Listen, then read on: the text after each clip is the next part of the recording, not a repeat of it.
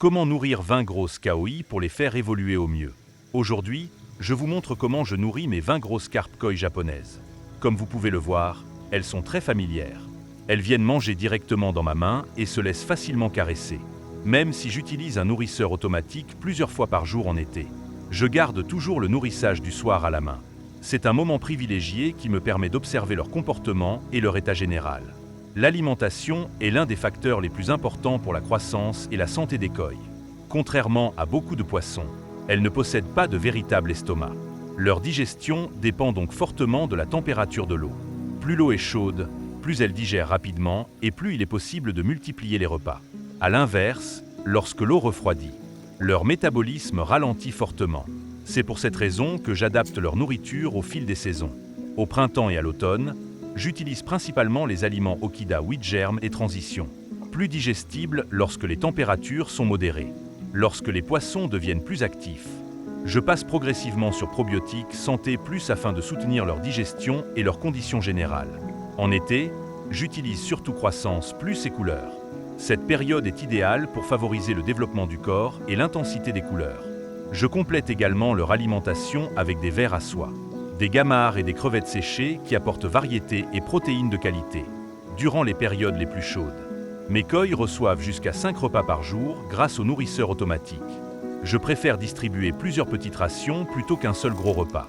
La digestion est meilleure et la pollution du bassin est réduite. Pour mes 20 grosses koi, je distribue environ 1 kg de nourriture par jour en plein été. Cette quantité peut sembler importante, mais elle doit toujours être adaptée à la biomasse présente dans le bassin et surtout à la capacité de filtration.